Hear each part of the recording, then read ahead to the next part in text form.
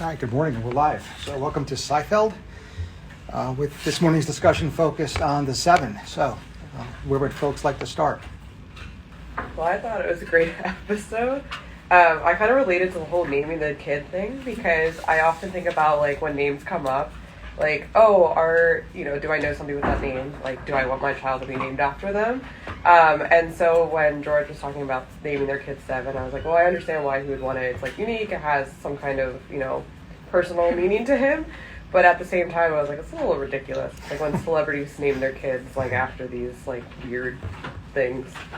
Well, it is Mickey Mantle, though. Yeah, that's true. with complete unfettered bias. Yes. So a couple things. Number one, actually, let's focus really on George, keeping this fictional. This is not the first time that George would have done something like this. In terms of, I forgot the word you used, but basically highly personalized, maybe a little quirky. Mm-hmm. George has a very difficult time taking others' opinions into account. And I think that certainly motivates and drives the character. And he's not the only character in this situational comedy that is egocentric. But I think that there's a couple teaching points here, and one is referred to as, or can be conceptualized as, egocentrism. And that's in this case is George's incapacity to view anything from anyone's perspective but his own. Even when during labor, you could tell that he's kind of not there for her. He's there for him and that name. That should, and if anyone who's actually watched any episode of this situational comedy, that would have not surprised anybody. Which brings us to our second teaching point, in that whatever it is we're tapping into here seems to be very stable. That is, for George Costanza, this is not a behavior in a vacuum.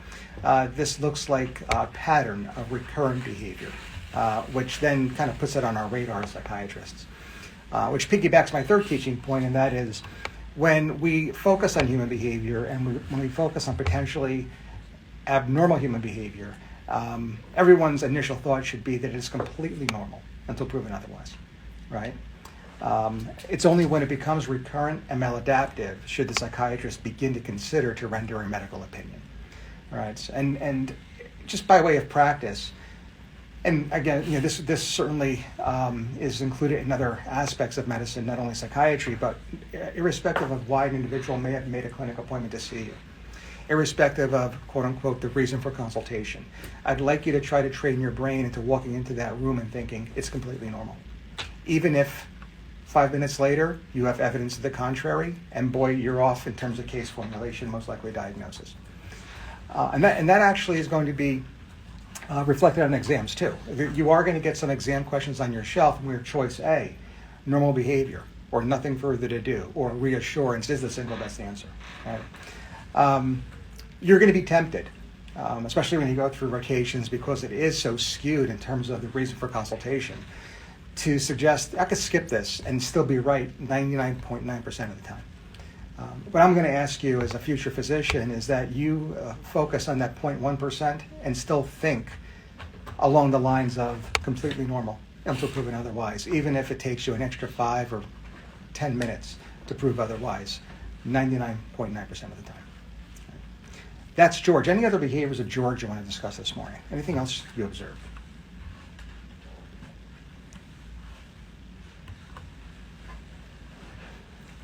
Other characters, the seven. Jerry's kind of obsessed too about finding out why this woman is wearing sandals all the time. Yeah. So you used a clinical term there, obsessed. Somebody tell me what is an obsession? You can't really get it out of your mind, no matter when you try to trail off, you can't redirect. It's like it becomes and it affects you for a prolonged period of time. Yep, right. That's exactly right. So it's an intrusive thought, when obsessions actually result in clinical significance and clinical significance operationalized by the APA, written in the DSM, is when the behavior, or in this case the thought, results in clinically significant distress or impairment in functioning. That's always going to be your operational definition as quote-unquote pathological or disordered. Differentiate then from me, and kind of just already threw you a little bit of a hint, the obsession from what many clinicians might refer to as an overvalued idea.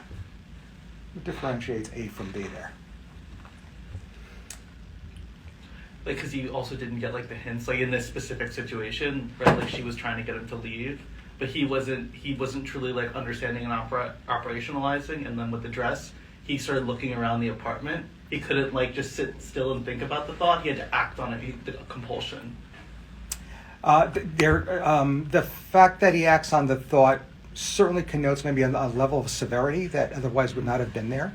On exams, though, and clinical practice as well, about 20% of individuals with OCD, with obsessive compulsive disorder, will have obsessions only.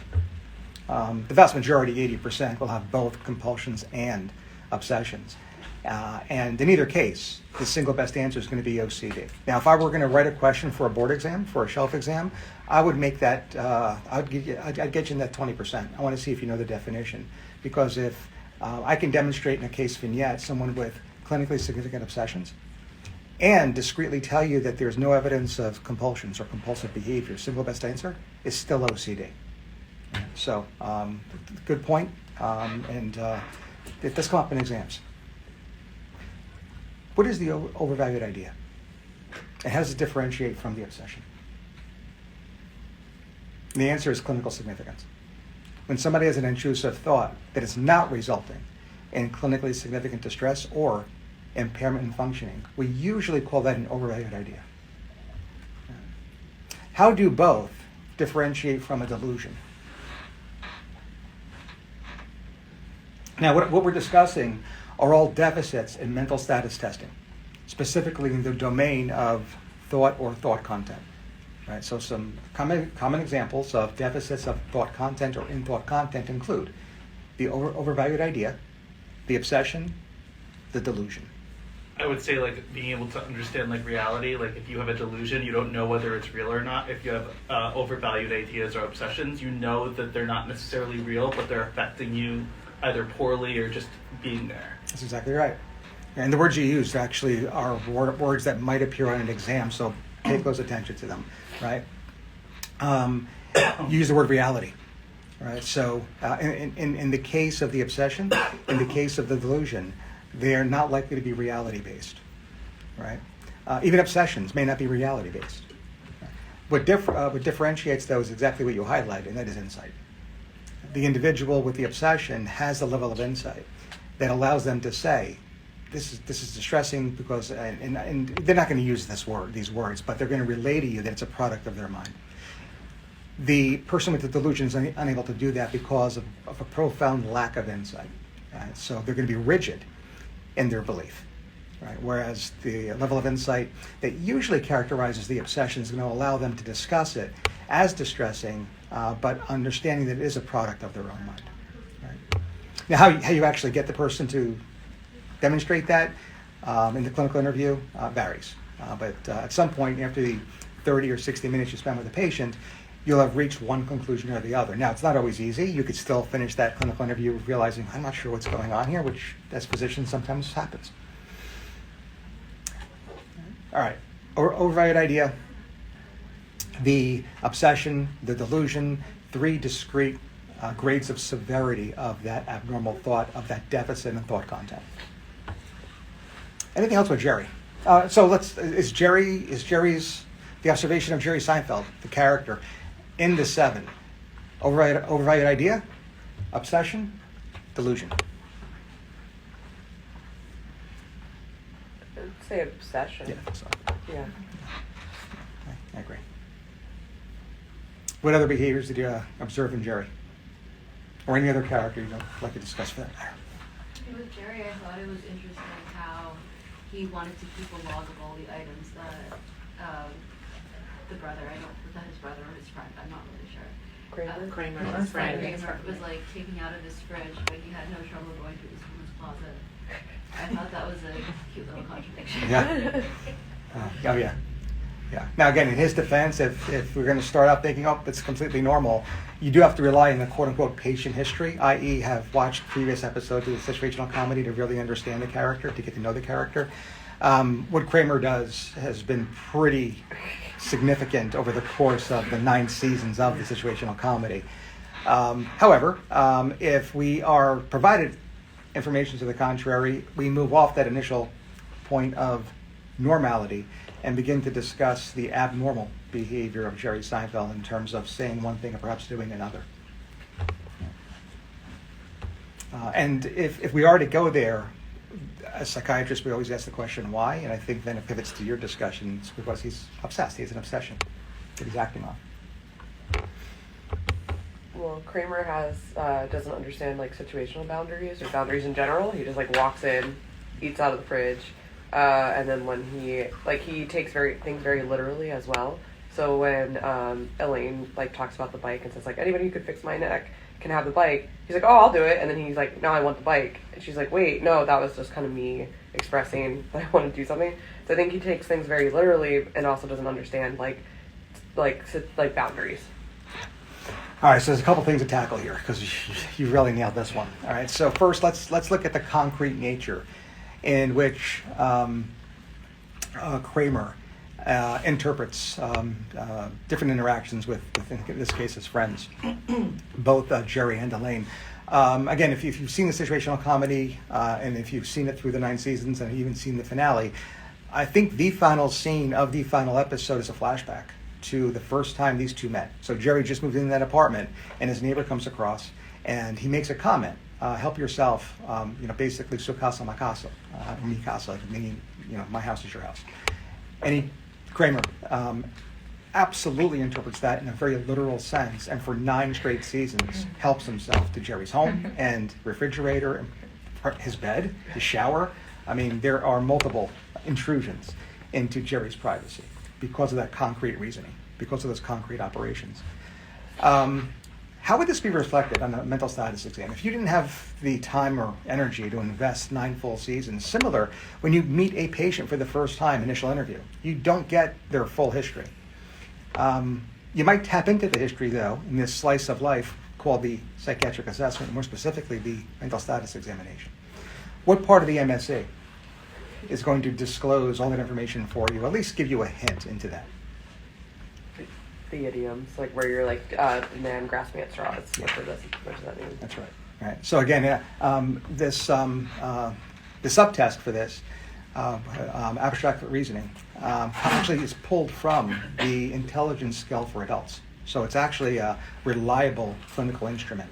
It's part of the IQ test, and because it is part of the routine IQ test, the WAIS, the Wechsler Adult Intelligence Scale. Well, I don't even know what revision it's at right now, but it's actually from validated tests. Less validity than it is then reliable, though, right? But very reliable. We know that single question to start at that an adult of average intelligence would be able to successfully answer. Okay? A drowning man will clutch at a straw is that singular question. If they get it right, they actually, on the IQ test, would be of quote-unquote average intelligence, about 100. For that subtest. They get it wrong, the answer is no. So it's not what's the word? It's not quantitative, but it's a qualitative single question. If the individual's answer, if your patient's answer includes a drowning man or a straw, concrete reasoning, and that's Kramer. And we didn't get to ask him that, but I know for a fact his answer would include a drowning man and or a straw. Right? What if they actually are able to abstract? So what it means is when I'm desperate, I'll almost do anything. Right? While they are abstracting and while they are not concrete, there is a deficit that they are demonstrating in that answer, and it's called personalized. Right? So concrete and personalized are 2 potential deficits to uncover on routine mental status exam testing for abstract reasoning at your bedside assessment. That's Kramer. The other point you made is that his social IQ is probably also 2 standard deviations below the mean. And here, there's a significant differential that we can discuss. And since we only have about 5 minutes left, we're not going to really get into it right now. But I do want to know your initial thoughts. Anything come to mind, anything you would consider, given his lack of awareness of social boundaries, his social awkwardness? Yeah, so that's one thing I'd want to know is a child history, a developmental history that might be consistent with an autism spectrum disorder. That's certainly, I think, well within reason. And then what might there be something else in your differential? I would say like OCD definitely, because like if he's having these thoughts in his head, he's consciously overridden by the obsessions and pushing all these things out. So we may understand them, but it may not be overtly available to us unless we understand his thought process. Okay. So you're going to include the anxiety disorders, rule out OCD in your differential? Schizo. Yeah. The other thing to consider is cluster A personality, schizotypal versus schizoid personality.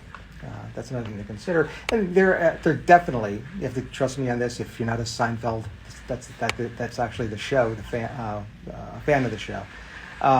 He does have traits that are consistent with a paranoid personality as well. And that shouldn't surprise anyone, because the reason we call it cluster A is that they do have overlap. That is, these three conditions do have overlapping signs and symptoms, hence they cluster these three groups of disorders: the schizoid, the schizotypal personality, and the paranoid personality. Right? I don't know if Kramer has any one discretely, but he certainly has a cluster of symptoms that is consistent with these personality disorders. Rule out ASD, rule out anxiety disorder. 2 minutes left. Any other characters, any other scenes you'd like to discuss? I thought it was kind of funny and ironic how, like, when Kramer was trying to, like, split stuff with Jerry and trying to be more, like, literally, like, splitting the banana and writing it down and, like, the half the soda, even though, like, Jerry was like, when you break the little thing in the top, it's yours. Like, it loses its value. And he didn't really understand that. But then at the end, when Newman was like, okay, we're going to split the bike in half, that's when the buck stopped for him. Yeah. So I just thought that was funny.